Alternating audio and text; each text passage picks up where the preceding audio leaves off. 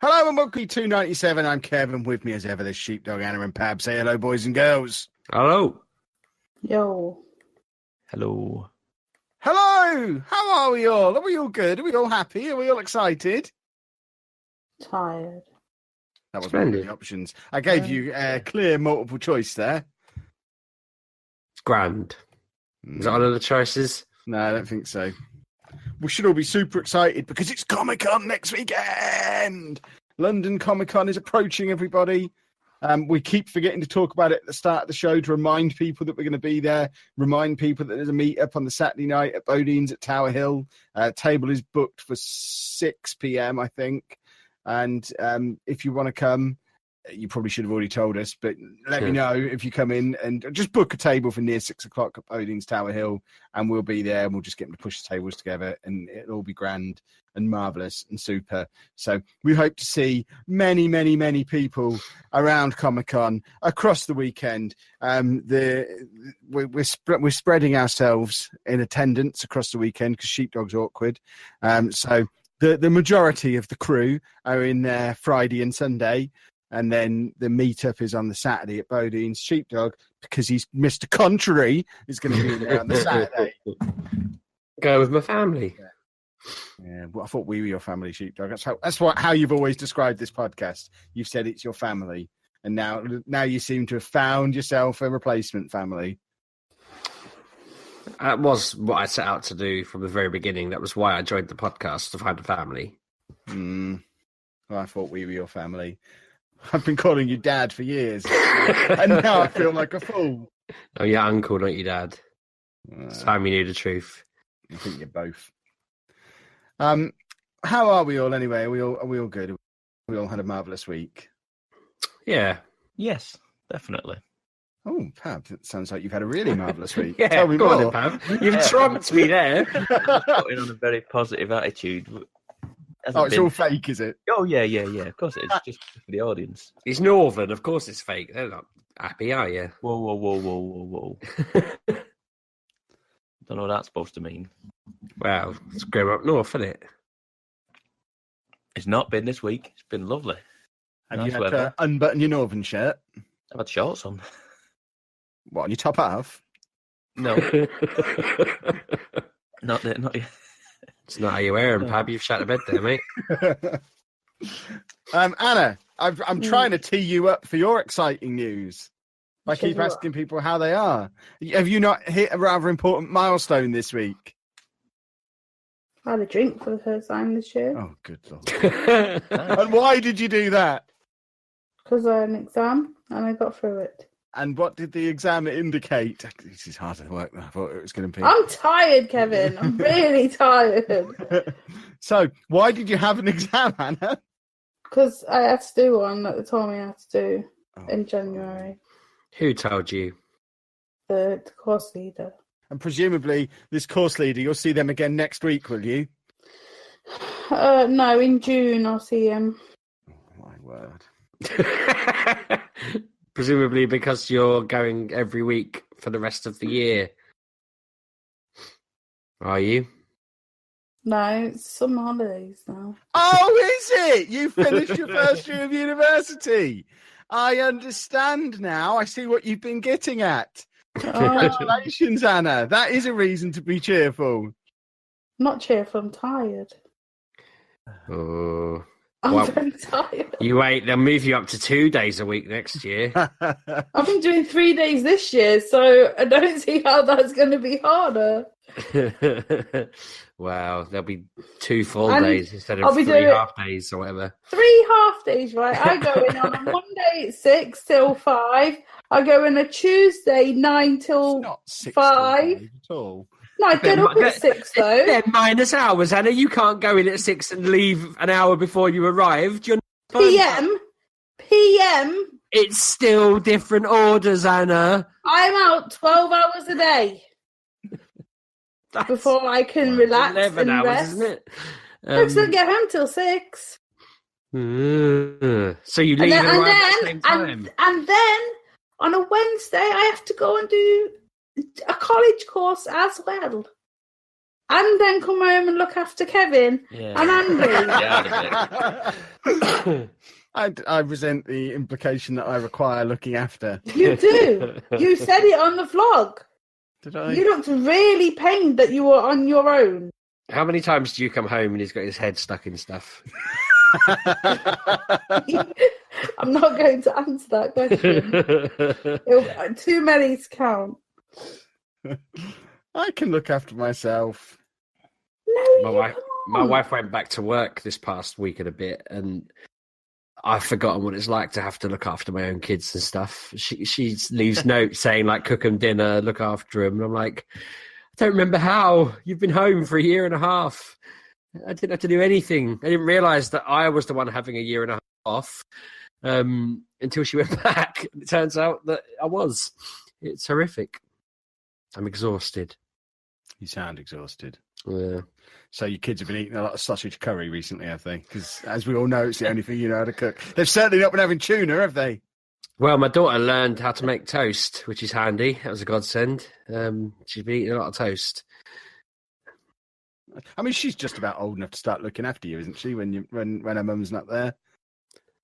Essentially, she tries to go upstairs to watch telly, and I say, "Oh, where you going? Who's going to watch your brother?" And she's learned not to say you. She does it now, so it's all good. We couldn't watch telly yesterday when Anna wasn't here because we couldn't work out how to use it. Why, Andy can. Andy knows.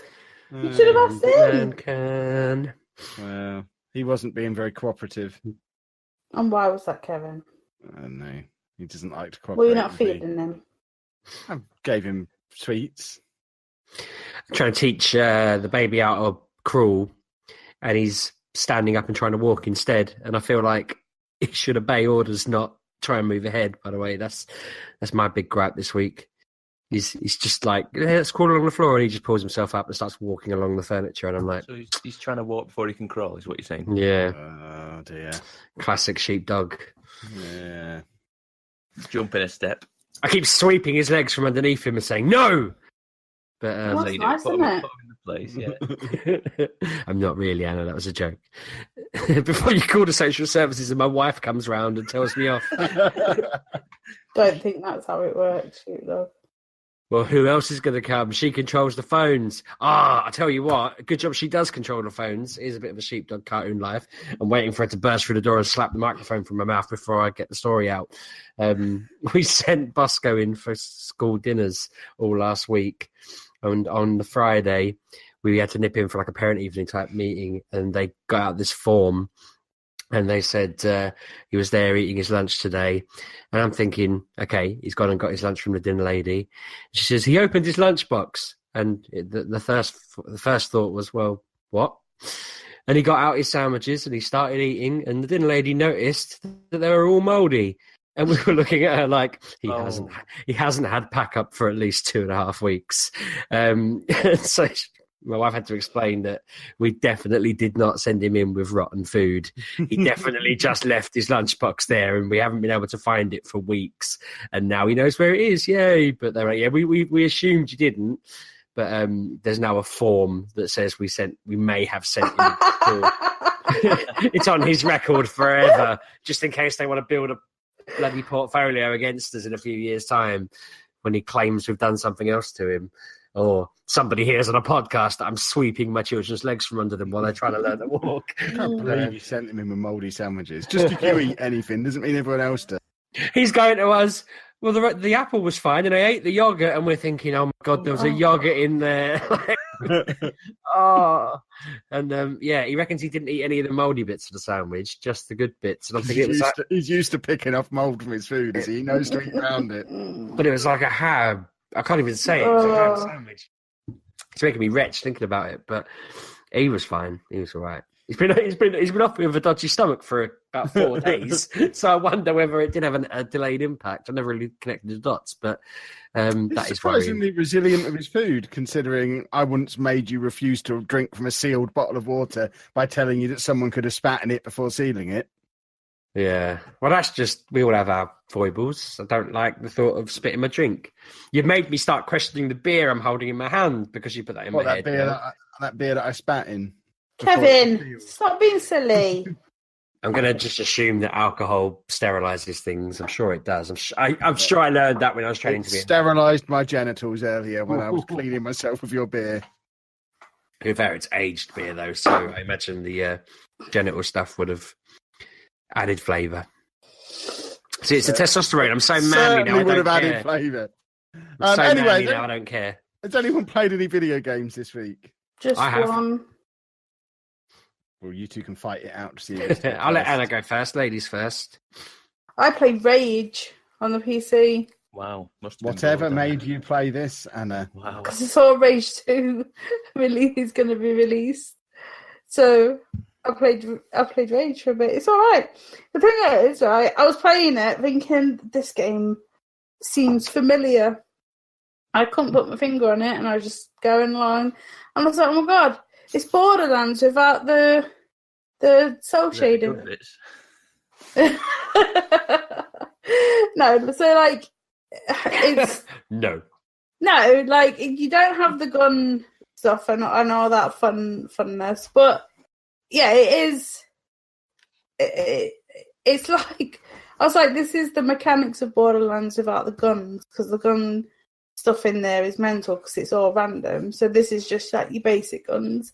But you have wing sticks that you can throw and they cut people's heads off, and that's always fun. And there's cars that you can fight with. And it has a very Fallout vibe to it. But so I played that for like 3 hours. Wow. Yeah, I played it before. I played it on the Xbox 360 when it came out. Yeah. Then I played it in 2014 on the PC, and then I turned it on again. I was like, oh god, 2014, that was a long time ago. So I played that. And that's it. That's all I've done. I haven't had time for anything else because all I've had is exams and revision. That's it. That's all I've done. So on to you lot. I played a game called Descenders on the Xbox One. It was a review. Oh, is this that bike one? It was the bike one. Yeah. Yeah. I just thought I'll have a crack at that. It's just bike stunts and stuff, isn't it? It's racing through. It's like to explain it properly. It's got like procedurally generated maps and like routes through like nice sort of areas, like I don't know, mountain areas, meadows, whatever. There were like a dirt path through them with loads of jumps and areas to do flips and pits and loads of rocks you got to jump, whatever. It's interesting, like, you know how just to use the example, it's not like FTL because that'd be a completely random game to compare it to, but the maps in FTL where you can decide what route you go. So you start at one point and you move across, and then when you complete that map, you get the choice to go on like 3 different worlds next.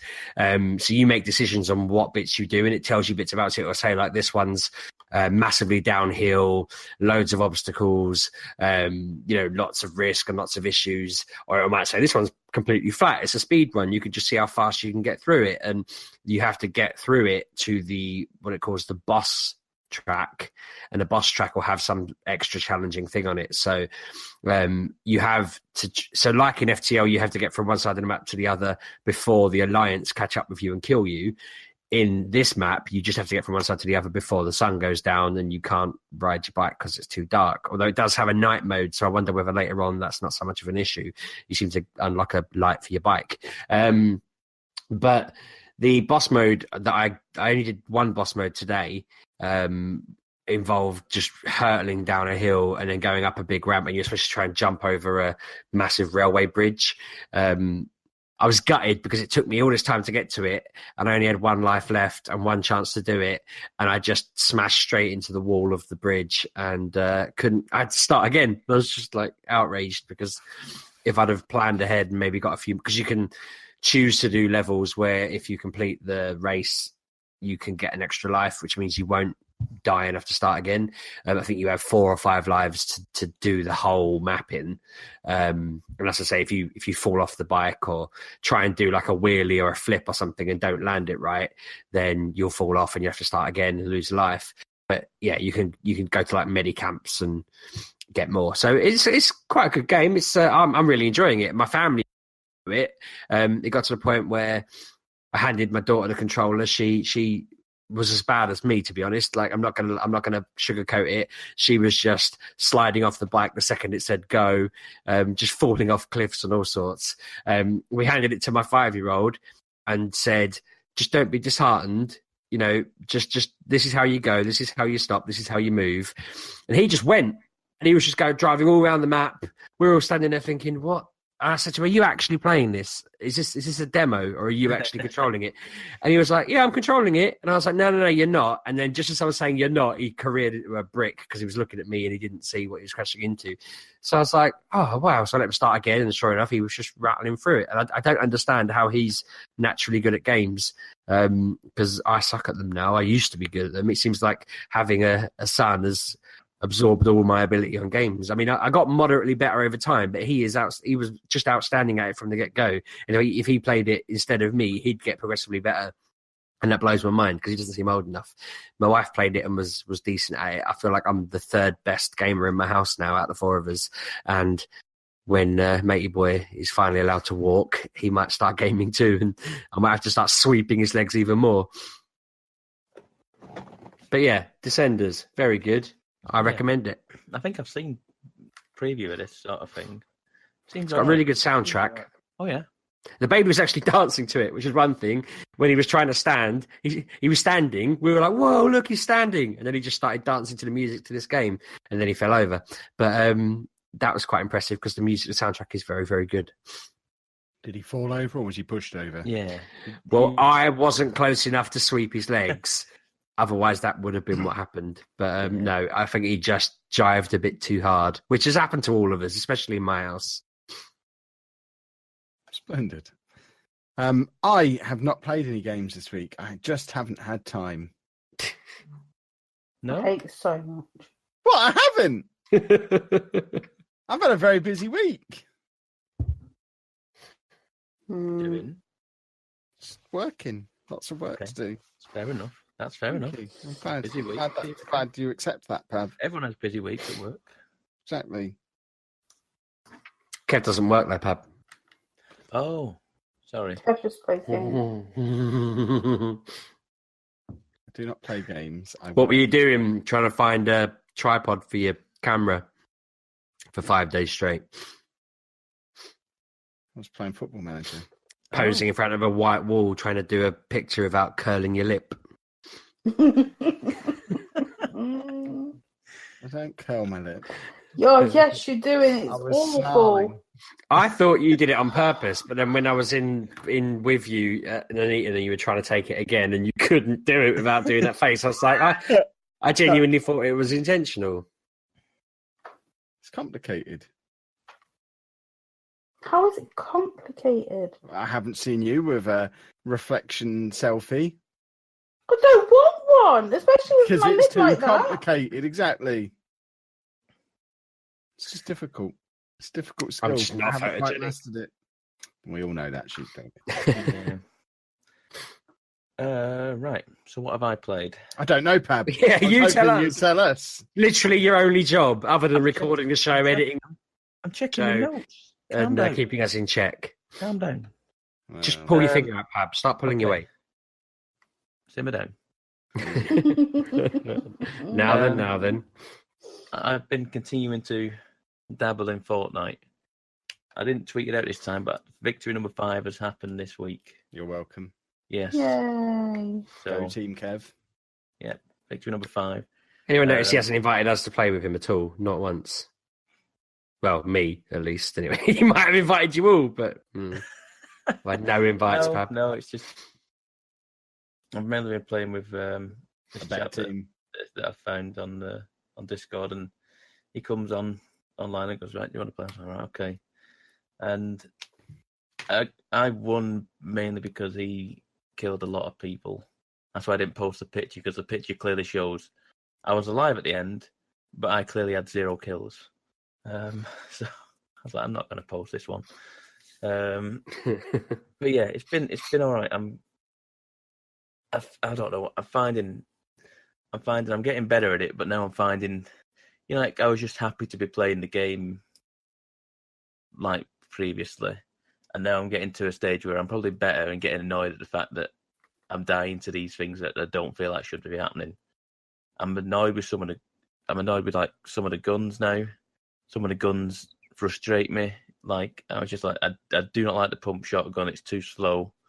So you get one-on-one with someone and you shoot them, and then it's got well, you've got to repump the gun, but it's just slow action. It's like I died almost every time I went in with a pump shotgun.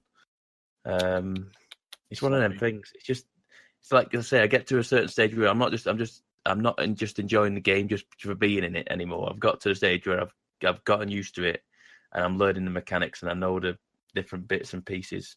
So now things are starting to annoy me. I'm still having fun with it, but like I say, the better I get, the more annoyed I'll get at things, and hopefully I'll just get better and it won't annoy me as much. But hey, what else have I played? Let's have a look. I went back to God of War yesterday. I think I made myself go back. I don't know why. Go back, but yeah, definitely. It's one of them things where I just thought, you know what, I need to go back. So I probably played about an hour or two, I want to say, and I solely did side quests. There's two main side quests that I needed to do. One for each of the brothers. I did them all. I wasn't interested at first. At first, I was like, "Oh God, don't give me side quests. Just let me play the game and let me get through the story." And then I heard on a podcast I was listening to saying, like, go and do these side quests. They give you some good stuff. And I was like, okay, right. If I just go and do the side quests, I don't have to play it for ages. I'll just do the side quests and get out. So I've done that. And they do give you some good stuff. But I like the game a fair amount. I do. It's just, like I say, there's I'm just not 100% keen on the RPG stuff. And I know I'll probably get into it. The longer I go into it, I will probably get into it more. It's just like, I don't really want to. I just wanted to play a story like game that was just telling me a meaningful story about God of War stuff. And it is doing that, but it's peppering a lot of mechanics and stuff in there and loot systems. And I'm like forever going, okay, hang on, do I need this one or do I need that one? Okay, what button do I want to need for that? Okay, let's pick the right move I want to use. It's like all weapon sets and move sets, and that's what I'm not a massive fan of. I might get better at it, and I got better at the what they called the big like rock monsters that you can only shoot at certain points and chip rocks off of them and throw them at them. They were really difficult, and I was like, I don't fathom out. And I remembered I did it by accident. I bought the ability to like shoot projectiles back at them. So I bought that because someone on a podcast I listened to it when it first came out said, "Oh, you use this projectile thing. It's a lifesaver." So I went, right, okay, I got it immediately and never used it, and then I found myself doing it by accident. And I was like, "Oh yeah, I forgot about that." So I started doing that again, and they go down much easier now. I found myself getting better at the game. I don't feel as like helpless and dying a lot. I only died twice. I died in both of the missions. Died once in each of the missions, and I didn't die again. After I learned my lesson, and I beat the monster that I was trying to beat. So I'm getting better at it. So it's not as frustrating. I feel like like you say, the loot system and stuff I'm not a massive fan of, and the progression system I'm not big on. But I find the more I do it, the easier it gets. So the more powerful I become now. So that might hook me in and get me more invested in the fact that if I just keep upgrading my stuff and getting different loot, I'll get better at the game, and enemies will become easy to kill because I'm not seeing anything massively different at the minute. I imagine there'll come bosses and stuff like that that'll turn up at some point that they're going to be massively different and make me challenge what I'm doing.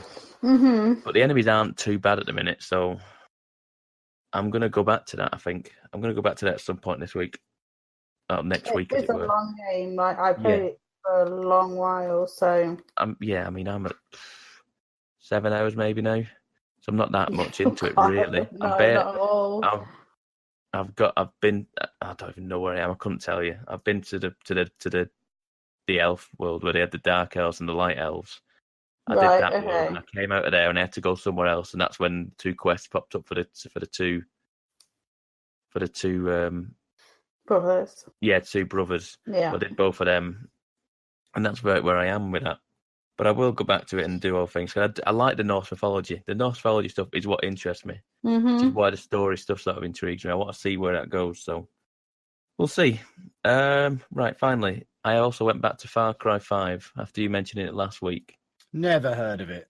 If you're not, you should do it. It's all right. It's all right, to be fair. It's much better than that Insomnia demo gave us the impressions of, because I was not interested in it after that Insomnia demo. I'll tell you what, it's not a bad game. I started strafing into the girls. Is it Faith? Yeah. Faith, yeah. She's a creepy one, isn't she? I didn't get up to the checkpoint where I obviously get kidnapped by the team and taken back to her, but I just thought, right, okay, let's just strafe in here, get a few prepper stash tokens so I can start buying more stuff, and obviously you come across like the outposts and whatnot, and then once I did that, then you start hearing, I thought, I can hear her talking to me. Yeah. I can hear her talking to me. She's on the radio. I look around and she's behind me. I was like, where Yeah. the hell have you come from? I was like, is she just here? So I just shoot her and she just disappears. She's like puffs into like, thin air. And you're like, oh, this is how it's going to be, is it, this area? Hallucinations and it's because you're high. zombie-like walkers. Yeah, zombie-like. Yeah, there was a lot of that, actually. Freaky. I've not really come across any in me face sort of thing, but I see them in this is just shambling down the road. I'll just pick them off one at like just. I've never encountered anyone attacking me. I've just seen them just wandering about like aimlessly. Is shambling a word? Shambling, yeah. Yeah. Shamble. Google it. Educate yourself, sheepdog. People keep saying that to me. Yeah, zombies shamble, don't they? In Walking Dead. I'd say so. So yeah, I mean, it's a mindless shooter that is kind of fun. Oh yeah, you don't have to think about anything. I love that. Yeah, exactly. I did read today that someone's actually in the arcade mode. Someone's made the island from Lost, and apparently it's better than the Lost game that Ubisoft made years ago. Was it Ubisoft? Wow. Apparently, Ubisoft made that Lost game for Xbox 360 years ago.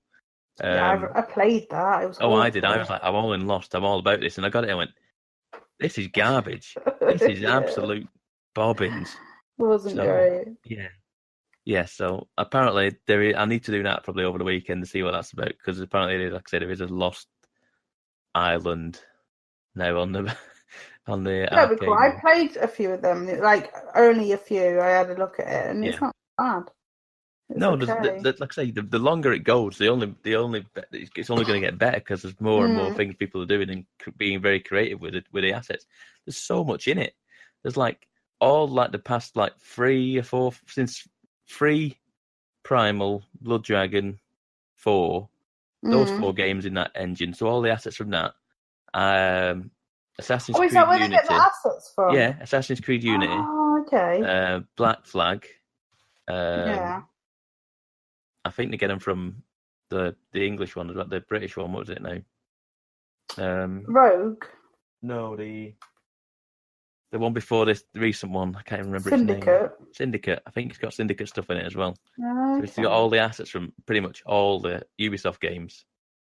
And they just go in there. You go, there's your assets. Do what you want with it. Yeah. It's insane. Like I said, there's PUBG match games going on in there. Insane. So it's a cool game. Like I say, it's mindless, isn't it? It is mindless. Far Cry. You need to do that, really. Yeah. I mean, it was getting a little frustrating when I was telling, like, I don't understand. Everyone's saying, "Oh, the dog's great. It spots things for you." Like, the dog just barks at me all the time. I don't know what it's doing. It feels like it's got. It's barking because it can sense the animals. Like, highlighted them and stuff. I thought you just highlighted enemies and stuff. It highlights the enemies, but not animals. And there's a lot of wildlife in there. Oh, yeah, there is that as well. I think between one outpost and the prepper stash, I think I killed 4 bears.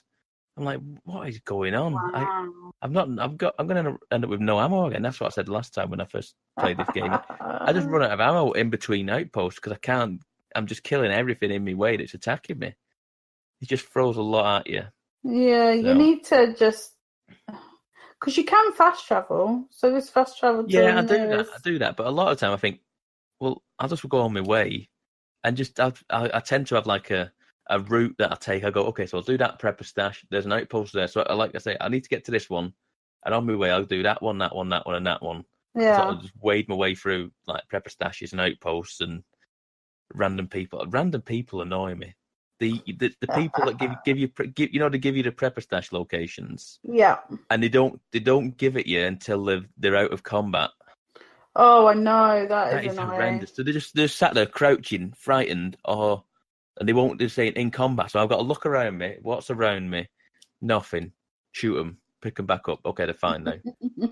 Or even worse, when they just start legging it, when they just start running and just bolting it, and suddenly they're 3 times faster than you, so you can't even catch them. So you're like, where are you going?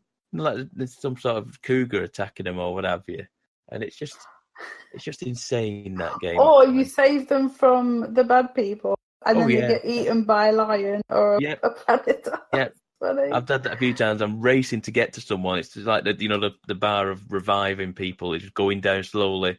And you're like, I'm coming, and a bear comes along and eats them off. For goodness sake, right? Never mind. I'll just not bother. Oh, but yeah, that is all I've played. It's been quite a lean week for games, really. It's been too hot. That's the thing. I did it last week. I didn't try not to put systems on last weekend because it was too hot. Same as last time. It's just been too warm to put computers on and stuff, really. But that's a good point, actually. Mine overheated a few times. Oh yeah. Not just my Xbox, was my but excuse too. Yeah. My Amazon Prime. What's the device called? The Amazon TV thing that overheated. Fire Stick. Fire TV. Fire TV. That's the one. Yeah. Which is ironic, really. It got too hot and stopped working. It's called Fire. But you had to unplug it and let it cool off and plug it back in again. But yeah, I hadn't really thought about the fact that it's just been scorchingly hot weather, and that's probably what happened.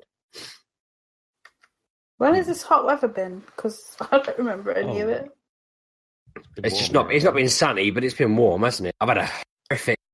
I mean, that's why I wasn't on last week, but I've not had a cold this bad in ages. If people keep reminding me that it's because it's a spring summer cold, it's going to be with me for much longer, which is infuriating because normally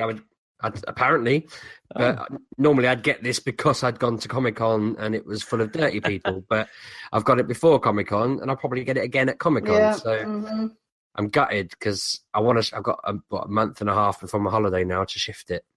If you've still got a cold in a month and a half, I think you'll probably be dead by then. Apparently, it's hard to shift them. Apparently. And so far, I've had it a week, and every time I think it's going to go, I coughed. I muted myself while Pab was talking, and I was coughing so much. My head now hurts. So I'm just going to drink beer until it stops hurting. I had that for 2 weeks, so yeah. just to warn you. Yeah. But because I'm so manly now, because of all this testosterone, I'm going to work. I'm muscling through it. I'm manning up. I'm obviously not doing the podcast though.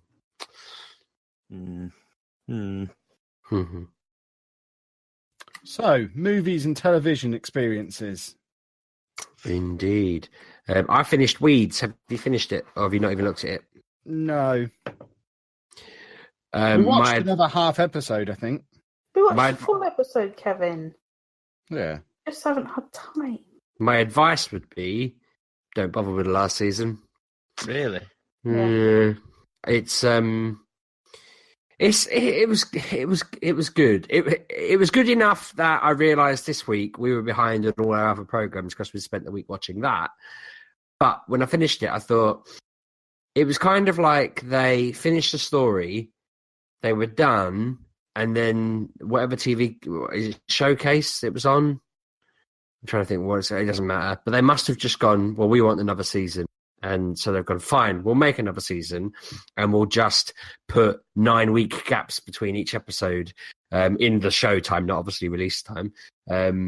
So you'll watch an episode, it'll end, and then the next episode, it won't even acknowledge the fact that 9 weeks have happened. Well, it will, like halfway through the episode, someone will go, I've not seen you in 7.5 weeks. And you'll think, what? Like, how have they just jumped forward? And they just kept doing that to the point where I don't even think that was the longest jump. There was ridiculously, obscenely long jumps at certain points, which is good for wrapping a show up, but it all just felt a bit like, yeah, here's some events in their lives or whatever. We're going to wrap it off and go from there, which isn't common in programs, is it? Like most programs don't do that. They either wrap up with a big boom, boom, boom kind of finale or whatever. But this just kind of limps along, just going, yep, here's your 20-minute obligation. And yeah, you know, I just ended it thinking this could have easily ended the season earlier. You monster. Sorry, didn't mean to let you down. What else is there? Agents of S.H.I.E.L.D., though, is fantastic. If you haven't watched that in a while, this year has been so good. And for proper Marvel fans, where I am at the moment, so the final 3 or 4 episodes of the season, I kept wondering where this was in relation to the films and what time frame it was in relation to the films. And then 2 episodes, like so 2 weeks ago, it just randomly said, while we're here, I just want to let you know that a mighty being called Thanos has just started invading in New York. And they've just had news reports where they're talking about like stuff going down in New York. So I'm thinking, I guess either this episode or the next episode, the resolution of Infinity War will affect the program in some way or another. And we'll be left on a cliffhanger, like, I guess, until next year. I don't know. But the fact that they've actually said Thanos is involved in the background means there's no, like, it has to impact it, doesn't it? We've seen the film. We can all agree. It wasn't like a time jump in this, though. Or has that been? Well, it's very complicated. They so the premise of season whatever this is, Coulson and everyone are in the future. Right. They figure out, you know, they understand the premise of them being in the future and whatever. They do whatever they do, and then it's like a weird loop. So the season starts with them in the future. They get back to present day, but they've got to try and stop the world from ending because the world ending is what sends them to the future. But they've established that they've been in this loop for like 100 different iterations, and they fail every time. And so they're treading. It seems like a relatively clever way for them to fail, tread water, let Infinity War resolve itself, and then carry on. Interesting. I wouldn't be surprised if that's what happened, but it has been such a good story. Like last year was decent because the whole year they were stuck in a virtual reality world where like some of the main characters were massively evil, and it was like if Hydra had won and taken over. This year, it's just been this fantastic time travel-y story that has completely, believably and plausibly fit in with the Infinity War story, and to the point where like now it's unfolding in the background. And I'm just really impressed because apparently they wanted to cancel it, and I'm sure I've said this on the podcast before, but apparently Disney said, we don't want you to cancel it, so just keep it on the air, and we'll like, I don't know how they worded it or what they said exactly, but I think they basically kept it afloat with maybe extra money or a bit more like, look, we need this as part of our universe building. And yeah, it's been given another, I think, 13 or 14 episodes for next year, so it must all tie in somehow. They want it to tie in. I guess it because Coulson's going to be in Captain Marvel. Yes. I'm guessing they want him to be on TV and still semi-relevant to some people, I guess. I don't know. But I like that. I like that they're dedicated to keeping it real and going and whatnot. I might watch it because I saw it's on Prime now. It's on Amazon Prime. It's bloody good. It's one of my favourites. I watched the first season when that came on Prime, and then the second season wasn't on Prime when it came out, so I just stopped watching it. And I think that's what happened with us, actually. I think it's probably on there now. There's probably a lot of them on there now. Because how many seasons are on there? They're like 6 or 5? I think it's 6. Yes, I mean, I imagine at least first 3 seasons are probably on there now. So I might go back in. I did enjoy the first season, so I might give it a go. I'm not going to monopolise this much longer. I know TV's kind of my shtick, but Arrow has suddenly got really good this past half season, Kev. So if you fancy persevering through a load of dross, it gets really good again. Flash, I've not heard of the Thinker as a villain, but the Thinker has been a fantastic villain this year. I went through a bit of a phase at the start of the season thinking it was a bit weak, but having a genius who knows everything that the Flash is going to do and has thought about every possible whatever and keeps basically ruining the Flash at every turn has been really entertaining. And Supergirl has stopped being really preachy and whatever it was doing before, and that's become really good. So they're cool. And I found out that Archer season 9 is out now, so I've been trying to find that on some sort of legitimate service because I heard it is out in America, but Danger Island, and I managed to see the first one. I bought the first episode of it, and that was funny. It's not connected to any of the other seasons at all, but Danger Island is the theme of this one. I guess Archer's still in some sort of coma, and that has been very funny. And then lastly, I wanted to ask if any of you have seen The Button at all. No. I've heard of No? it. I think I've heard of it. It sounds like it'd be... I feel like it'd be up Anna's street, and I wondered if she'd have seen it, but obviously she'd probably been really busy. The Button is like a... It's a bit like Gogglebox and a game show mixed together. So families have applied to be on the show. Yeah, I've seen the adverts for this. Yeah, they've all been given this like box with a button on it that sits in the living room, and they'll be going about their business, and the box will suddenly change colour, and they're like obligated, if they want to be part of the program, to react and press the button to take part in that day or that afternoon's mission or whatever it is. So they hit the button. So it always shows them all just going about their business, and suddenly the box has changed red, and one by one the family's like, oh, bloody hell, quick, press it. And they run across the room and press it. And it's like, hello, Chapman family, how are you today? And they're all the button, and the button's like, right, this is the challenge. And they'll say something ridiculous, and they set specific rules. So like, just one that comes to mind off the top of my head was they told the families they had to put 20 different objects on their head. They couldn't put them in anything. They had to just balance 20 objects on their heads.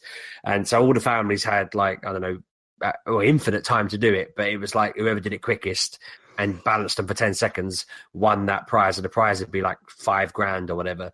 And the idea is you all do it, and then it goes through who was the quickest, who failed for whatever reason. So I don't know, somebody took too long because they thought it had to be 20 different items, whereas like one family just got a pile of 20 envelopes and put them on their head and they won, They had one where they said paint a chair in your house blue.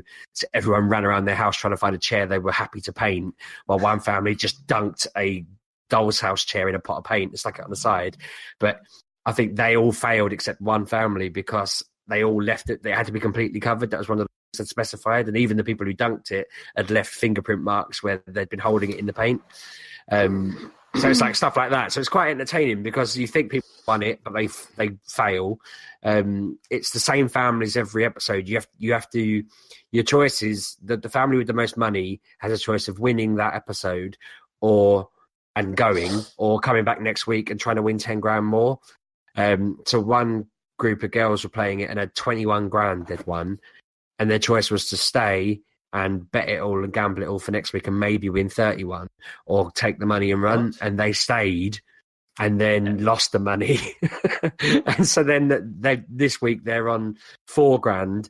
And I think their mum or their nan came home and asked them whether they'd taken the money. And they said, no, we said we'll come back. And she was outraged because they basically turned down 21 grand and 4 grand, which I get the 4 grand, but it's like, God knows what they were expecting when they turned the 21 grand down.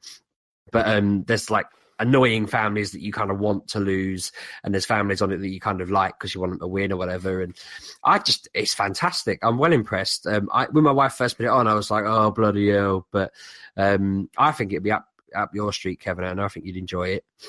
I think you'd love being on it. It'd be right up your street. You should be applying to be on it right now, Kev. It's called The Button. I think you'd be well entertaining on it.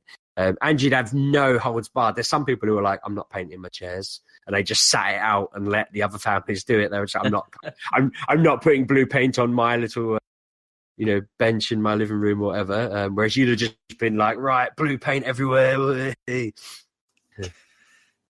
Yeah. even if that wasn't the task. Yeah. But it's good. It's very entertaining. That was on today, so I'm guessing on every. I don't know what channel though. That's terrible. I should know. I want to say BBC 1 or 2 or Channel 4, I think. Is it on 4? That'd make Channel sense 4. because that'd make sense. Explain all those adverts. Yeah.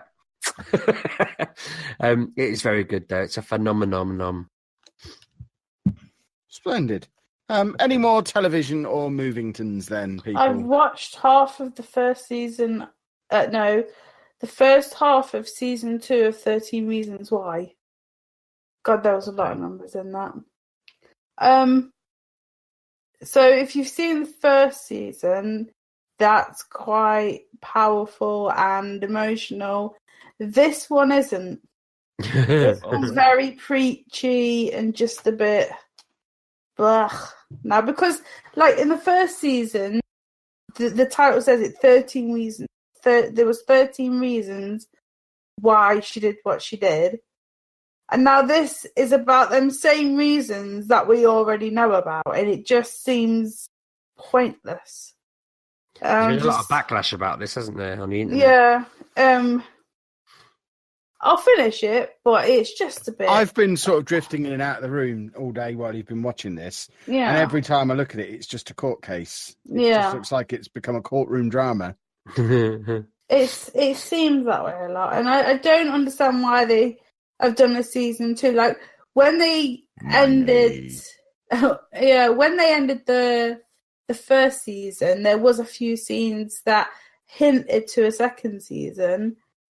The second season has come round, and that the ideas they had then haven't come to fruition yet.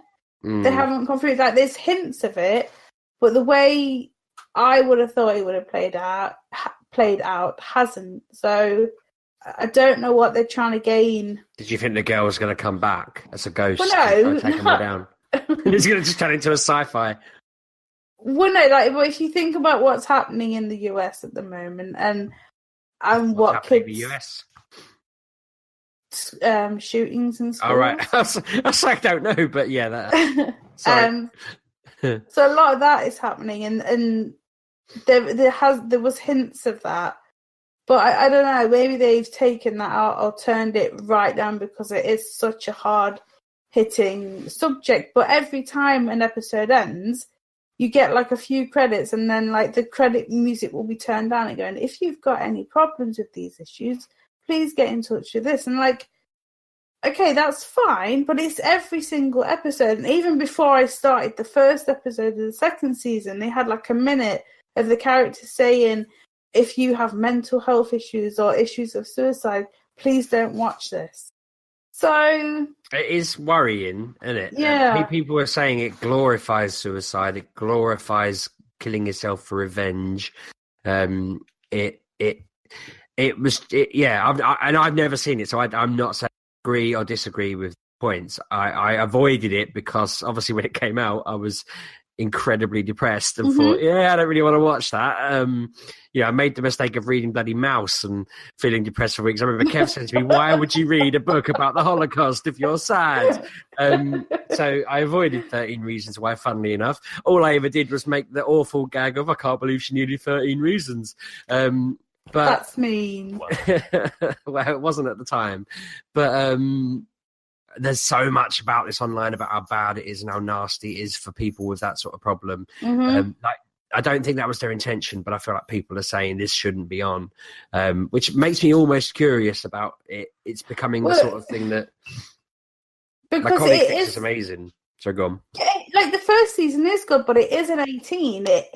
But it's targeted out at teenagers, but it's been rated 18 because it's that like some of the scenes are so bad, and like oh my gosh, and it's just. I don't know. Would you, knowing how teenagers can be, would you want Lucy watching it, Kev? God, It seems like no, yeah, not at all. Like she wants to watch Orange Is the New Black, and I've said for years that one I wouldn't like. Yes, it's got a lot of nudity and sex in it, but that one is not as bad as this one. And I didn't know they were in the same category. I'm suddenly realizing some sort of comedy. well, no, because they're both 18s. No, But I would be far more happier watching New Black than I would this. Yeah, let's face it. I mean, yeah, I don't think 16-year-olds would be too worried about what's in Orange is the New Black. That's quite There's no hard-hitting issues in that, is there? No, it is in the same age group as this. But I would be fine her watching that, not this, because it is. Ratings weird. Ratings are really weird. Yeah. A boob is. I'm not going to get on a massive preach fest, but it's more offensive than a lot of weird things that. Yeah. But then Riverdale is what, 15? I have not watched Riverdale, but Kevin's like, oh no, it's just a bit like Dawson's Creek, and I'm like, oh. Is that the alien one? I don't know, Kevin. It's the one. It's Archie. Archie comics, but made into teen drama. That's apparently how you convert comics to TV these days. I did the same with Runaways. This is all Arrow's fault. As much as I've enjoyed Arrow over the years, Arrow and the Flash have ruined comic book to TV conversions. I was thinking of Roswell. That was my mistake. Which is that the alien? Oh god, that was ages ago. It was years ago. They're bringing it back now, aren't they? I wouldn't consider Arrow a teen program. The only people I knew that watched that, other than you, before I watched it, were middle-aged women. So yeah, but the Arrow wasn't too bad for it. But the whole Arrowverse thing, Flash very much went down the route of teen drama, and Supergirl did, and just that whole team coming off the back of Smallville. They did it with Smallville as well. It's just that team. Because Smallville was so about successful. Superman when he was a teenager. But it was still, that group of people who've put those programs together over the last 10 years have found the successful formula for converting comic books into TV shows. And it just so happens you have to have angsty teenagers in it. Yeah, but for Kevin, the Arrow one, for months you would go around with your Arrow cup shouting, Arrow! Like constant. You think I'm joking? You think I'm joking? He would lose his cup. He would walk around the house screaming Arrow until he found it. What's wrong with that? That's utterly reasonable. No, it's not, Kevin. We've had this discussion before. Things you do are not reasonable. What about the day I broke it and you had to fix it and we had to buy me a new one? You're wrong, aren't you? You're a wrong'un. I have 2 Arrow cups. Well, 3 Arrow cups now. I'm holding one in my hand right now. I've got ink on my Flash hat, my Star Labs cap. I've got ink on it. I'm well annoyed. I need to buy some Vanish. You have a cap? I got it at Comic-Con a few years back. Yeah. It's the only baseball cap that fits my fat head. Interesting. And it matches my Star Labs bag. I think for non-nerd people, it looks like I work for a lab. It's great. Like a scientist, a loser scientist. I also watched a new program this week as well. Well, today I watched the first episode of series 3 of Humans that started again. I watched it and I was like, I have no idea what's going on. I was going to say their advert tried to explain the program, and I'm sat there. Don't try and tell me what the program's about. So that I certainly feel like I've missed at least half a season. Yeah, because I'm sitting there thinking, okay, why are them two not together? Why is he like on life support? What is happening with this group? I'm just like, I think when they 2 minutes in, when I said to you, I feel like I have no idea what's going on. Have we missed? Did we miss? And you're going, no, it's fine. We want. No, because like that, the one with the blonde hair, when she was talking to that girl in the bar, I know them two got together. But that was in season 1. No, listen, because they were still.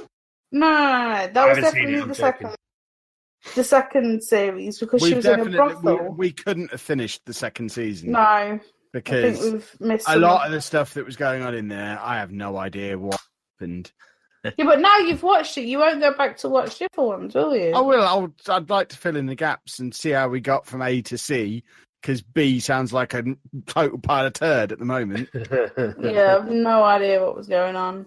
It's gone from being a really cool program about a cool premise that kept itself grounded in normality so that you can relate to it, to basically it's a zombie apocalypse, but they've taken the zombies out and replaced them with robots. No, like when I was watching it, I was thinking, oh my, this is so much like Detroit, the game that's coming out. Oh. Like, because I played that demo last week, and oh my god, like that. I know we've finished games, but that demo was perfect. I loved it. I played it twice. I feel like we're maybe 3 episodes of Humans away from it just getting into Walking Dead style, just war every episode. It's just a war. Yeah, I am. Like, I want to go back and watch the end of is the season finished yet? Because I don't think I thought it already just started, hadn't it? I feel like the Walking Dead adverts she's for it. talking about. Oh, now. sorry. Yeah, Walking Dead has. No. That's why I don't watch Kev's channel anymore. Oh, is that finished? Yeah. So I need to. Does it stop being about war? I don't know. I watch Kev's videos when Walking Dead comes on. That's how I know that Kev's recording.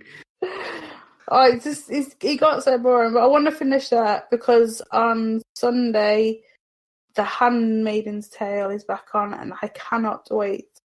So excited! I loved that first season. I was gonna. I don't want to do the wangy thing, but I am gonna say it. Read the book. The book's very good. I've read half the book. Yeah, it's. I just haven't got time anymore. About 15 years ago, well, maybe 13 years. Club on a forum I was on, and they said we all need to read this book, and I bought it thinking, what the hell? I went into a bookshop going, have you got the what? Like, reading the title off my phone. Yeah. And he handed me it, and I read it, and I was like, that was really good. And then I never read another book in that book club. That was like never went back. I probably got banned. I don't remember why or how. Knowing me, I got banned, but I never went back. But one for one, that was a perfect experience. I've not seen the show yet, though. I heard it is very good. Yeah, it's got the girl from what is it? Mad Men, the one that got pregnant by the little one. I don't remember his name. I've not seen all of that, but the main woman, not the big woman, the one who starts at the intern. Yeah. I've seen episode 1 of it, I think. Yeah, the one that starts as a receptionist and then moves her way up. She's like the main star in it, and I love her. Yeah. She's great. But it's such a if it happened here, I'd be like, how would that work? Like it just doesn't seem that the society... The Handmaid's Tale. Yeah, it seems that society wouldn't work because there's too many women isn't now. It's post a massive plague or something, though, isn't it? Isn't that the point? That something happens that fertility is really bad. Yeah. So the ones are just are basically there to make babies. Yeah. So all 3 of them. So if the wife can't have babies, they have a handmaiden and the husband, and then when she's fertile, all 3 of them are in a bedroom, and the wife holds the maiden down while the man does business, and it just seems weird. And I don't remember the story being that that. That's what it's like on TV. That is, I can imagine, but they've got to stretch it out into a proper show, haven't they? Yeah. Like most of the stories I've read, I don't really know how they're going to make a TV show out of them for that long. And it's kind of preacher syndrome again, isn't it? They just have to go off on a mad tangent for a season and a half just to make it work. But it's on my list. That and Westworld season 2's out, and I've not even touched that yet. Yes, I was going to bring that up. Yeah, you actually got to it because I've been avoiding it. I've heard everyone's saying it's amazing, but I've just avoided it, thinking I'll watch them when there's 10 and I can just binge them. So, were you struggling to keep up with what was actually going on in that program a lot of the time? Or Westworld, or yeah, because I was confused. I rewatched season 1 and was still struggling to grasp with what. My understanding of season 1 was the humans were just trying to make it more entertaining. The robots were becoming self-aware because there was more going on, and they just want to. They've kind of got to a point now where they're so advanced they're basically human, and so they want to be free. And then the other, the guy who's the one who interested me most was the one who wanted to kind of explore the inner secrets of the world and was following that whole symbol thing. And the frustrating thing for me is that's the kind of thing that will never get a payoff in a TV show. And I worry that I can't imagine what they will do. It's a bit like when what's his face? Bloody hell, I've drawn a blank on his name. 22 cans. Peter Molyneux. Yeah, and his bloody his magic cube that you had to get to the middle of, and it'd be the most amazing prize ever. And then it being an absolute write-off. And when Stargate Universe, they discovered a message at the beginning of time, and they were traveling towards it. And the whole premise of the program was that this advanced race had built this spaceship to go to the beginning of the universe, the Big Bang, the point where it all happened, because there was a message there and they were curious about what that message was. And that sort of stuff piques my interest. And then that show got cancelled. Peter Molyneux was a massive bottle job. And I'm just like, this guy's got this secret, this fundamental thing that's at the center of Westworld. And he wants to know what it is, and he's obsessed by it, and it's driving him entirely. And I'm thinking they'll never pay off on it to a satisfactory level. There's no way there's a satisfying ending to his story. Well, I'll tell you what, there was this week's episode didn't focus on the Dolores stuff or the Maeve stuff. It was all about Maeve, sorry. It was all about Bernard, and it was about William. And it's because it's not got like the war stuff going on with, and the escape sort of thing going on, story going on. It allowed you to sort of fill in gaps, so to speak. Yeah. There's a whole this episode. I'm not going to spoil it because I know you want to watch it. But there's a whole the whole part of this episode is about trying to. I don't know how to say this. Yeah. Trying to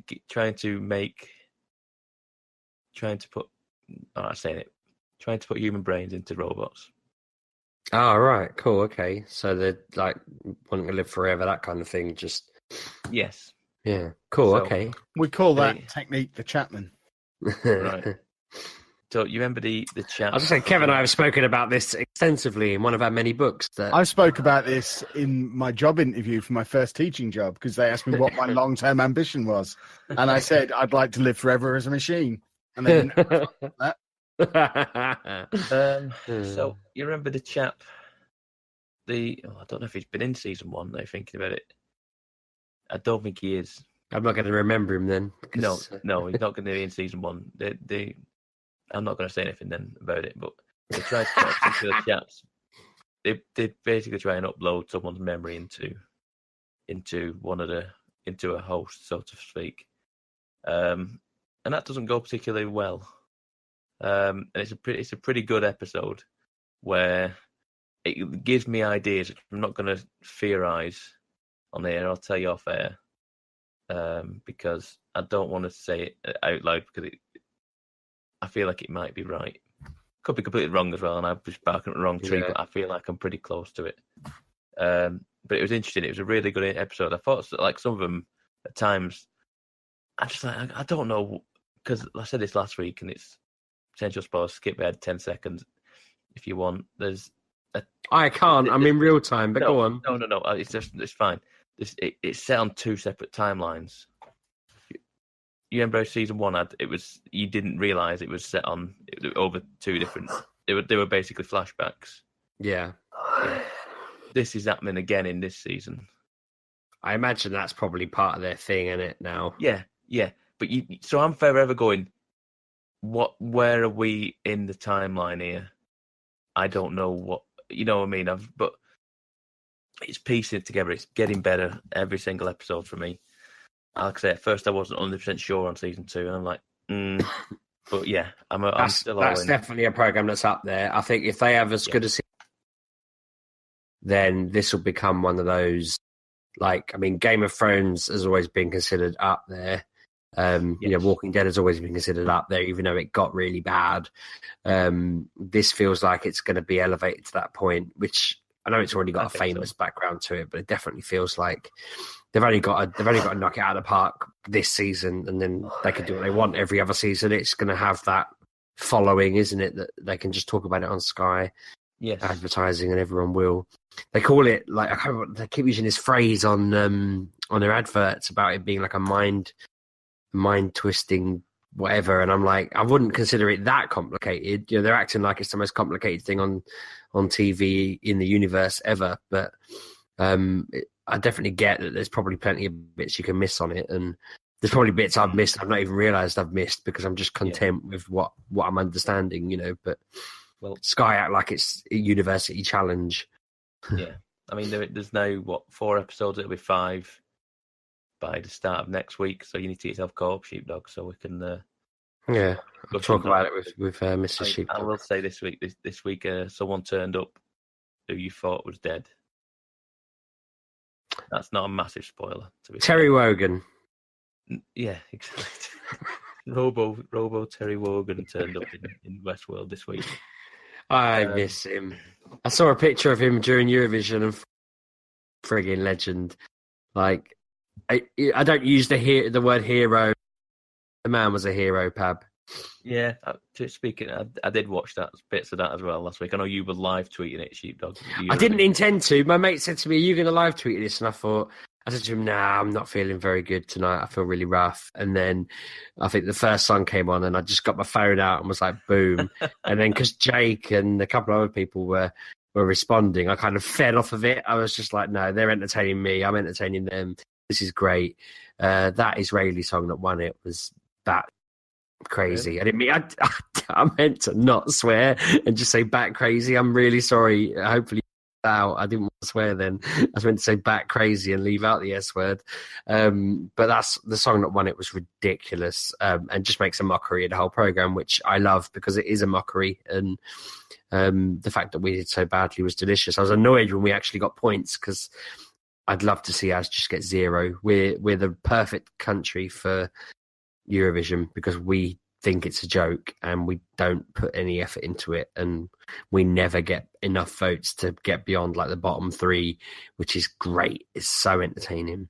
I'm surprised. It baffles me that Kev doesn't like it because it's the cringiest program in the world, and he's the only person I know who loves being forced to cringe. It's boring. But you like cringy stuff. Yeah, but I don't like things that last more than like an hour and a half. Yeah, it's like 3 hours or something like that. He's got enough like watching Dross last over 3 hours of wrestling, so yeah, I suppose that's it. He's next level. He's watching cringy old wrestling and how dare you? Wrestling's amazing. I was trying to convince my colleague who's watched a royal wedding tomorrow that he should go in wrestling attire and just go, I thought you said Royal Rumble, and just start body slamming people. I almost convinced him, I think. It's a legitimate mistake to make. So did your face. Is it Comics O'Clock? Yes. I think it is. Anna, are you sticking around? No. Then I did last week and I was so bored. You regretted it, didn't you, Anna? Well, did. for goodness sake, say goodbye to everybody. Goodbye, people. Where can people find you on the internet? Wherever Kevin is, really. Wherever Kevin is, I'm around there. But he better not be, or he's gonna get some serious talking to. Don't mute in the background there, Sheepdog, with your testosterone. Yeah, Sheepdog, put your testosterone away. Damn my manliness. Well, I just can hear you. Like, why did that linger on so long? Because he's an old pervert. It was on purpose. I did it for effect. I see. All right, I'm gonna love you and leave you because I'm tired. Bye, Anna. Bye. Did you talk about Barrier last week? I'm holding 3 issues of it in my hand right now. Whoa. 3 issues? Yeah. It's coming out weekly, Pab. I know, I've got that episode 2. I got my package, my care package from Forbidden Planet came this week. On Wednesday, I got the first 2 issues, and then issue 3 came on Thursday.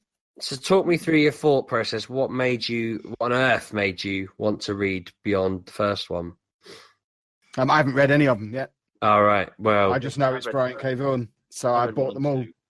I've read 1 and 2. What's your problem, Sheepdog? What's your problem? Well, my take on it, on the first one, and I'm willing to be proved wrong because I know it's Brian K. Vaughan and I know what he does. But my God, that was a pile of turd, the first one. It was, here's a woman moaning that a horse has been. Here's a load of stuff in Spanish that you can't read. Here's a woman figuring out what she's going to do about her dead horse. Here's a load of stuff in Spanish that you can't read. Here's the resolution. Here's a massive twist that makes you want to buy the next one, but it's only 2 pages long, and it makes you think, okay, you could have just done the twist and not bothered with all the rubbish at the start. They could have started that whole thing with the last 4 pages of the first comic. They didn't need the other 50 pages. What? He did that anyway. He did that. He does that with Paper Girl. Yeah, but Paper Girls had a proper hook. Paper Girls had had on its head completely, and I think Paper Girls had a clever and original hook to it that made sense. This is just aliens. By the looks of it, it just looks like. I mean, I don't know what it's going to be, but it looks like aliens. And I'm thinking, okay, you're right. Comic 2 might flip that on its head, and it might be the government or something. But for a 50-page first look at his major project that he wants to put these really weird rules about. And I wonder whether part of this is because Kev put little doubts in my mind when he said, hang on a minute, he's releasing it in paperback only, landscape only. You can't buy it in collections. You have to subscribe to it and you have to get it in paper. That seems like a lot of hoops to jump through for something that would be any good. And then when I read it, I thought, Kev's right. This is actually pretty rubbish. It's just got a little twist at the end to make me think, Kev, tell him what you told me last week about this being already out. Oh, yeah, the 5 issues are already available. Pay what you want on the internet on Brian K. Vaughan's website. So you could read the whole thing for free now if you wanted to, or buy them digitally. What, is it only 5 issues then? It's finished? Yeah, it's finished. Interesting. But isn't a that complete story? Alarm? It's being released weekly over the course of May. It's just a complete thing, and it's the only time it will ever be available to purchase in physical form. Okay. And it's not new work, is it? It's stuff that he's got a few different things on this website. This was just the one that people were demanding to have available in print. It's been on there for a little while. It was very, very popular. And they finally agreed to do a limited print run of it. Okay. Would you say before Paper Girls and Saga then? I would imagine. Maybe not Saga, probably before Paper Girls. Right. So is Comic 2 better than Comic 1, Pab? Shorter. I read it in less than 5 minutes. Goodness me! What are the best 5 minutes you've had all month? It's very visual because it's like the way it's set out and what have you. It's very visual style. Comics generally are, though, are they not? No, there's a lot of what you know what I mean. There's not a lot of speech in it, sort of thing. They're just showing you in picture form. That's probably better than the first one because the first one was in Spanish for half of it. Oh, there's still Spanish in it. Spanish in it. I mean, I get it. I'm not that offended by it. It was just a little bit annoying to be told you got a 50-page comic and 25 pages were in another language. There's still Spanish in it, but there's not, because the chap is with the American woman. There's a conversation going on between them where they're not really understanding each other because he's speaking Spanish, she's speaking English. So it's not like completely pages of just all Spanish, so to speak. So you just kind of got to get the gist of what's going on with the imagery and there it looks, because you can't tell what he's saying. So it makes me wonder. I thought this at the time. Does knowing Spanish give you an advantage in this?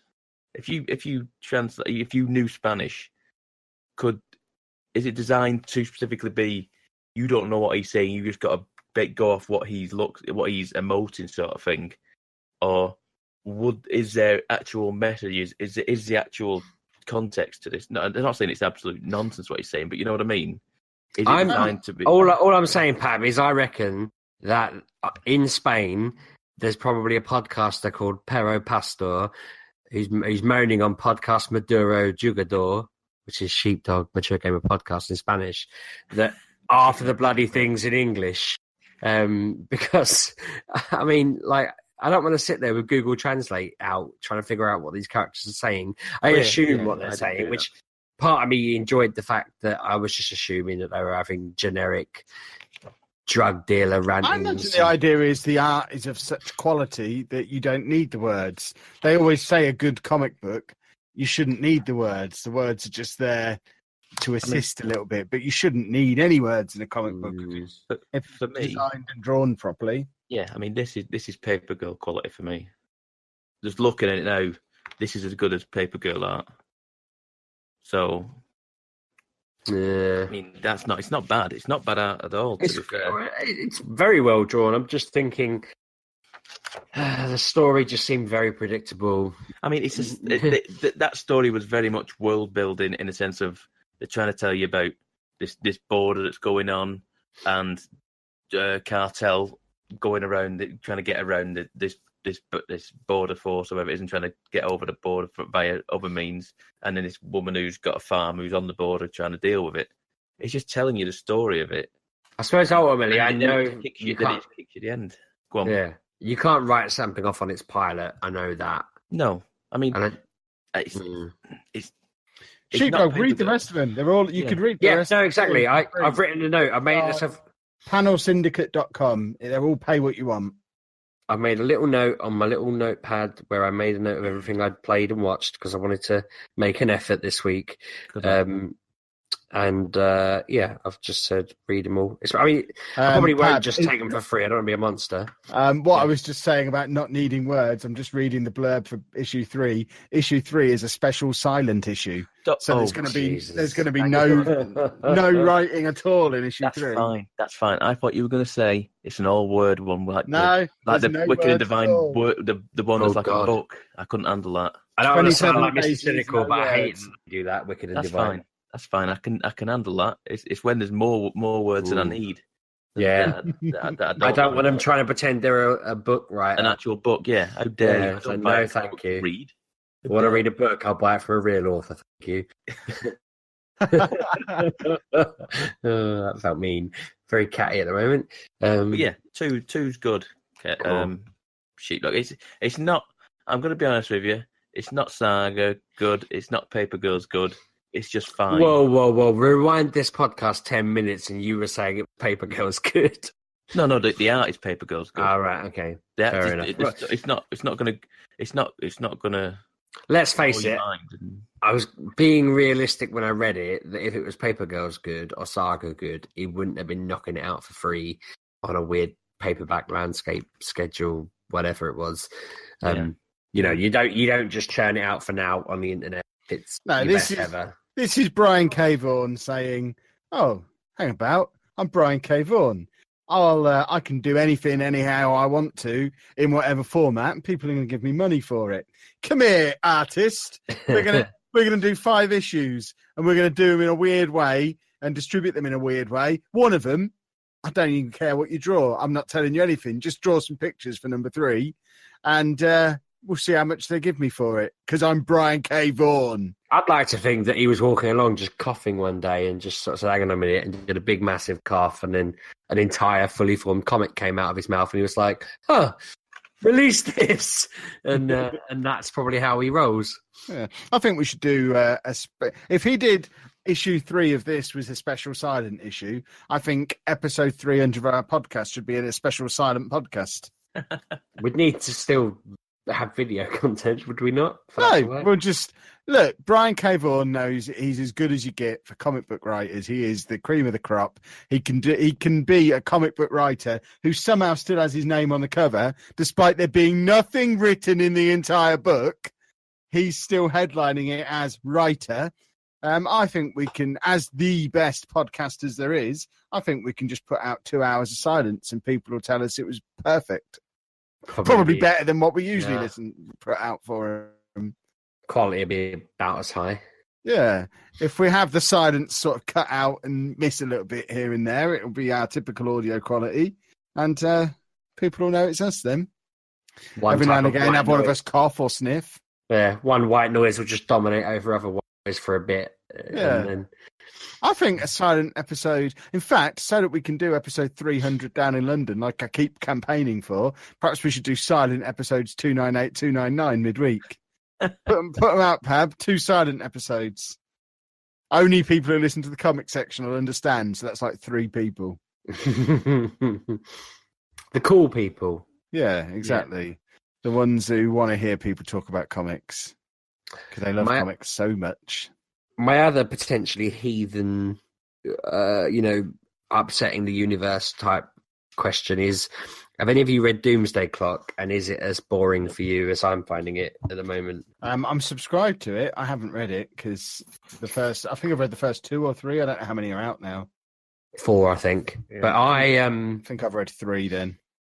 I went on Wikipedia and read the summary of each comic because I was just like, I've read these.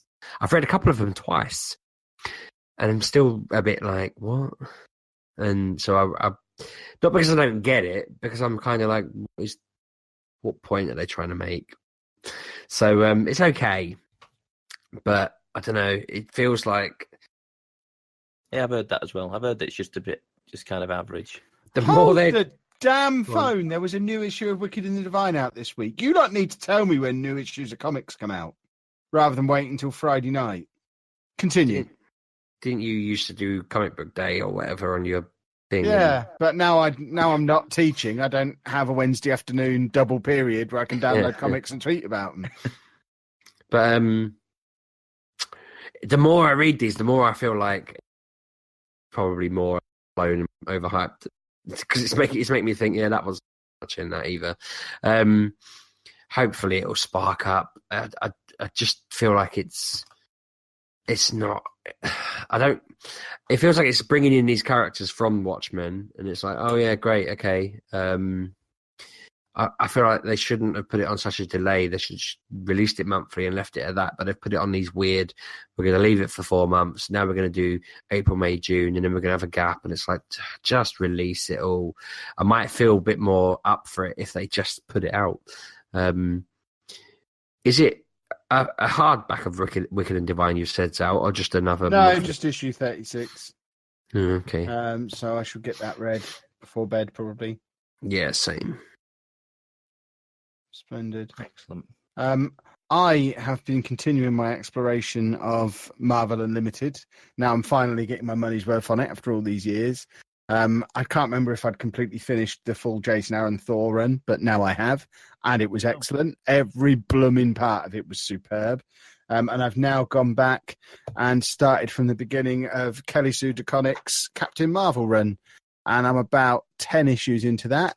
And this is also superb. And I think I've got another 40 or 50 issues to go on this run. Wow. And it's all just brilliant.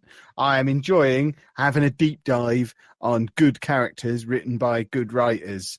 And I should have been doing this on Marvel Unlimited for years rather than I got bogged down in trying to read the big events and the story arc things. And really what I wanted is the best characters written by the best people for as long as they wrote them for. And doing it this way, it's brilliant. So if any of the 3 people listening to the comic section have got suggestions on who's run on what I should move on to next, I've now done the Matt Fraction Hawkeye run, the Jason Aaron Thor run, and the Kelly Sue DeConnick Captain Marvel run.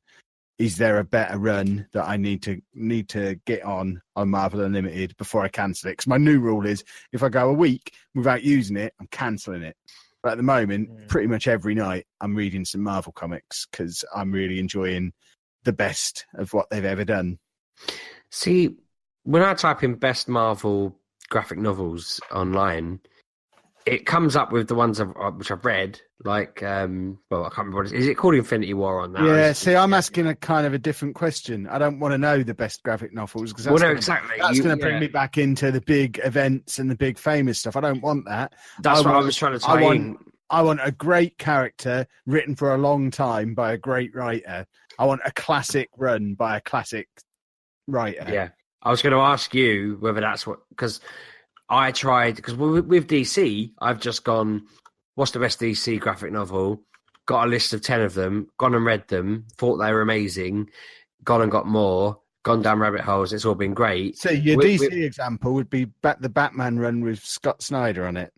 Was that who did it? Is that the right Snyder? I know. Yeah, the owls. He's on All Star Batman now, isn't he? Well, he did Dark Metal, and that was good. So his run on Batman, that's a perfect example. That's a good character written by someone who does it really well.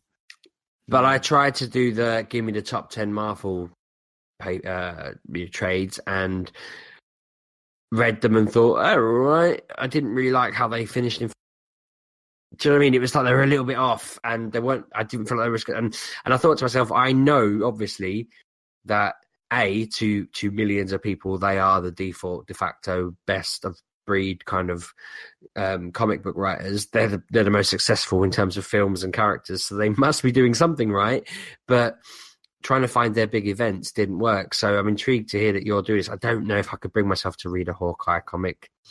The Matt Fraction, David for Hawkeye it's probably the best run on any character I've ever read. Really? He's just super. You just like Robin Hood. Hawkeye. No, this is on another level. Bear in mind, Matt Fraction is the guy who does Sex Criminals. Yeah, but I can't imagine him doing Hawkeye Sex Criminal.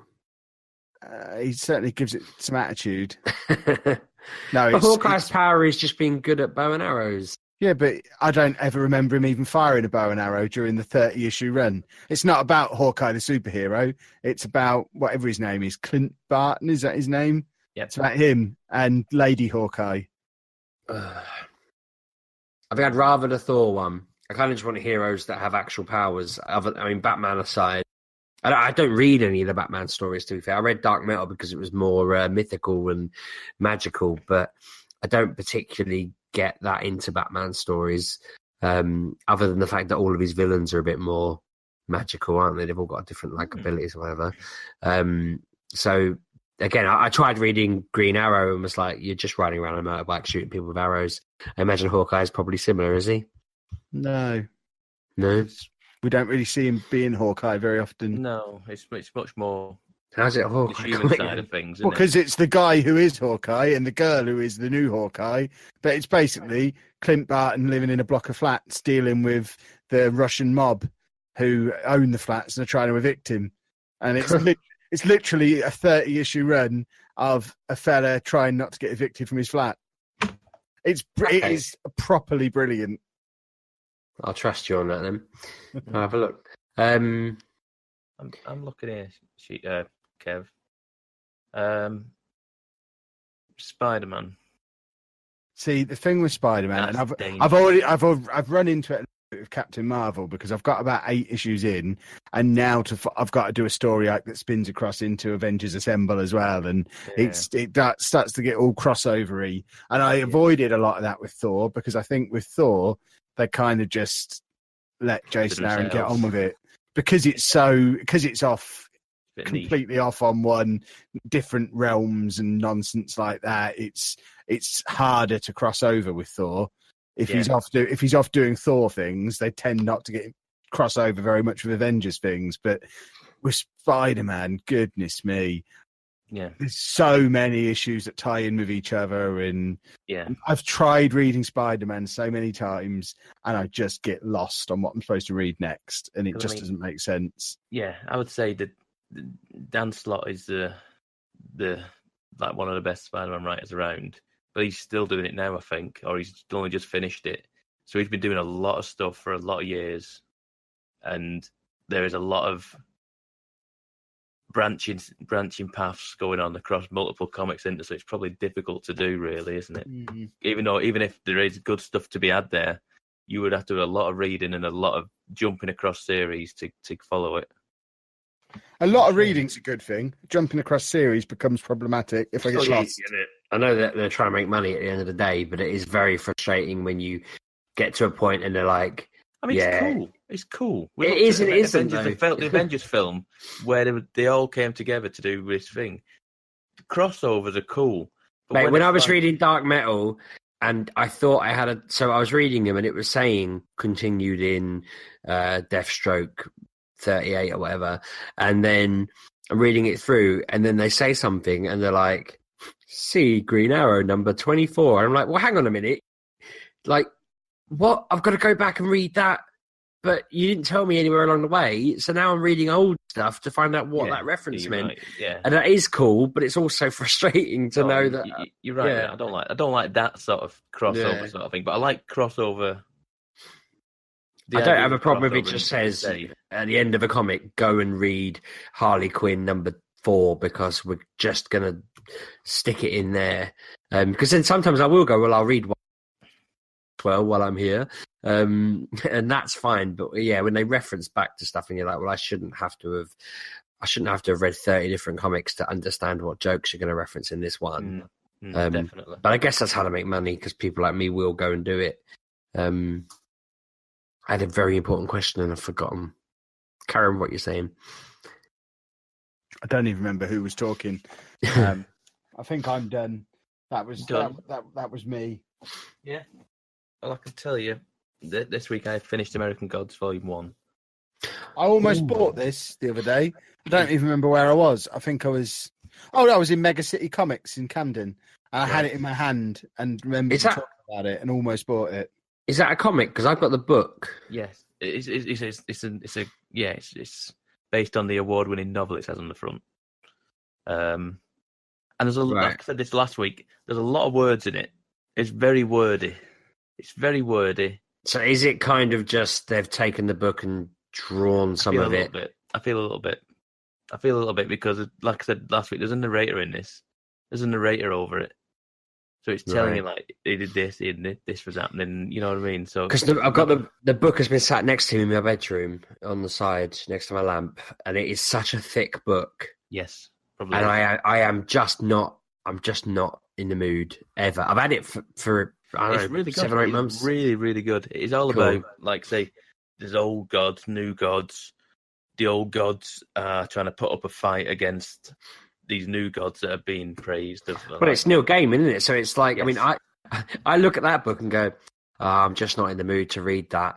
And then I pick up all the other Sandman offshoots I've got and sit and read them. And I probably read more pages of Sandman than I've read of that, because I can't bring myself to read such a thick book. But I have, I've been smashing through more. I mean, I read, there's a Sandman thing I read, it was called The Endless Ones or something like that. And I opened it and was annoyed because the first 10, 15 pages were about the Sandman's sister, Death. And I'd already read the story because it's from one of his other comics. I'm flicking through, but then part 2 was about his other sibling, Desire. I've never read that story, so I'm guessing that story 3 will be about his brother Destruction, Destiny, Delirium, and do you know what I mean? So some of them might be old stories, but again, reading Neil Gaiman, I was like, I've not read his stuff in about 2 months, and I was like straight back in. But yeah, this American Gods, it's really good. It is very, very good. I said last week, I feel like I've gone past what the TV show did, and I was wrong. It was just something in the book that they didn't put into the TV show, because then I started reading more, and it came back to stuff that was happening in the TV show. What you can do, Sheepdog, I thought about this as well this week. If you're not into reading you could get most of what out of it from watching a television program. Well, that goes without saying. You know what I mean? No, because sometimes TV programs like Preacher, for example, are so different. Don't do it justice and aren't. It is very. I kind of knew what was going on with this. I understood the world. I understood everything that was going on in the book. I was visualizing it, that I'd seen it on the television previously. I feel like the fact I own it means I should. I mean, yeah. I mean, why not? Why not? But I take it on holiday. Sheepdog, I own a dictionary. I've never read that. Don't be controlled by just having... Well, I own 2 copies of Ready Player One because someone told me it was good, and then 2 people accidentally bought it for me for Christmas. And I haven't read that yet either because everyone moaned about how bad the film was, not that I've seen it, and B, because again it's a book, and I'm thinking there's too many words in there now. That's why you need the Comics have audio broken book. me. Yeah. Yeah, but I own the book twice. I can't listen to the audio book. Get someone to read it to you. 2 people. They could go in shifts. I should Send one to me, one to Pab. Skype us every evening. We'll read you a story. If you're willing to do that, mate, let's go. We can record it. That could be our 2-episode gap before 300. Exactly. There's no copyright issues at all there if I just read a book that someone's written. We'll get his permission. It's Spielberg, isn't it? I don't think he wrote the book. Ready Player One. Wow. How did he make the film Klein, about isn't it? It's Klein, No, yeah, it's right. Spielberg. You're wrong. Anyway, American Gods is good. It tells me that was volume 1, so I know there's more coming. There's not more books, though, is there? I don't want to have to go down a rabbit hole. No. I don't think that this isn't a big. It's chunky old book, but it's not. They've not finished doing a graphic novel. Is what I'm saying. I was going to say, this book is so thick, it's thicker than my forearm. And No. That is my forearm on low testosterone. I'm thinking, as long as my forearms get thicker than this book by the time I'm fully teed up. But this book's ridiculously thick. I could kill someone with this book if I accidentally dropped it. No, there's more to come from the graphic novel version. And I just want more TV show now as well. I want more TV show because I don't even know when it's back. I don't know either. It was so good first season was it on Amazon Prime, wasn't it? I don't even know if it's been renewed. It must have been. I mean, Gillian Anderson's got nothing better to do now. She's files. Yeah, it's got a few big names in it. So who knows? We'll see. But it was good. Thor, yeah, very Thor, good. Odin. Very, very good. Yeah, it was superb. That's a lot. I know that you don't care, but tomorrow is Pokemon Go Charmander Community Day. Nah. So between 10 and 1, Charmanders will be everywhere, and there's I a black. will be in Alton Towers. I will not be able to do it. You will. It'll be riddled with Pokemon. There'll be if you can get a shiny Charmander, you can evolve into a black Charizard, which will look really cool. Who's going to see that? You would care. Who's going to see if I have a shiny Charizard? The people you put it in the gym and they see it. But I'm not going to do that. I don't play the game. Well, I'm not going to get it out for the day just to wreck my battery. we're talking to listeners anyway. They Why? should be out There's no one listening now. You're doing this after the comics section. There is nobody listening. I think people should tweet us and let us know if they are listening. Yeah, no one will, because no one is still listening now. People turn off as soon as we start talking about games. Soon as I say, what about movies and TV? Click. Everyone's gone now. Maybe we should put games to the end then. But then no one will listen at all. We'll turn it on, start talking about comics. Click. They're just conditioned. We should put games at the end then. If people disagree, they should let us know. Yeah, but it's not a fair time to ask because nobody's listening. Exactly, but we say, well, we ask. The secret end of the podcast. Hey, let's face it, we've been doing this for, 7 years? Does anyone... We don't care if people are listening now. We've been doing it for too long. More people are listening than ever before, according to the figures. Yeah. We're having a resurgence. Good. But ultimately, exactly, no one's going to care. Let's just do it how we want. Pokemon Go for the win. Well, I want to do part of it in Spanish, and every third one I want to be silent. Sí, señor. 1, 2, 3. Anyway, enough of that Pokemon talk that Sheepdog was just doing. Do internet things with us. Twitter, MGUK Podcast, which apparently one of us has the login to. Or I'm at Lelujo. And I'm at RB6K, and I manage the MGUK podcast, or McGuck podcast. Manage is a strong term to use there. I do manage it. Well, Tell me 3 things you've done in it in the last month. accidentally tweeted from it when I was logged in as it instead of me. Yeah, we all know that. When you announced the podcast wasn't happening that week. I didn't. You did. You did. As it MGUK Podcast tweeted, not doing the podcast this week, I don't feel well. No, that was me, because I wondered. No, it wasn't. Yeah, it came out as the podcast. You tweeted as the podcast. So you basically announced there was no episode. I wondered why you said ignore Sheepdog. Anyway, was an accident. I'm at Pab 1986. I've also got Facebook at facebook.com/MatureGamerPodcast, and I'm certain nobody ever looks at that. Well, Facebook, Yeah. we get the odd message. Do we ever read them or reply to them? Yeah. Oh, aren't we good? On top of our social media, I likes it. But if you want the real good stuff, then you need to head over to lelujo.fm, which will then link you off to both of my YouTube channels, where you'll find all kinds of daily deliciousness. I do one as well, don't I? Sheepdog Says. Yeah, I mean, your pat is right up there with mine as well for that sheepdog. Oh, yeah, me too. I got one of them's. Yeah, no, I wasn't really listening. I was too busy. I have a question about your YouTube channel. Go on. How come, and don't read anything into this, I've only ever seen like 3 of your videos, but why is it sometimes it's called Sheepdog Says and sometimes it's Sheepdog Says? It just depends what comes out of my mouth, I suppose. How do you not? How? But why do you say a word differently at different times? Because I come from a place where it would have been says, I imagine, and I live in a place where everyone says says, so my accent. I would say says. Well, then it's that way round. Whereas you've only ever lived in one accent biome in your life, so you don't know the troubles of intermittent accents. My kids do it all the time. My kids say bath and bath intermittently. It's bizarre. I only say bath, but they... You want to beat that out of them. They just switch. They'll say grass and grass, and I'm sat there thinking, how are you doing this? You only know people other than me. Everyone they know says grass and bath in that stupid, weird, dumb way that you lot say it. Nah, they don't, because they go to school around here, and at least half the population locally are London rejects like you.